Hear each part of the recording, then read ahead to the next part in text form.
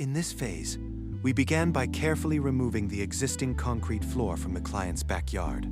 To accomplish this, we used heavy equipment, such as a jackhammer, breaking the concrete into smaller, manageable pieces. Each section was carefully removed to ensure the surrounding areas stayed clean and undamaged.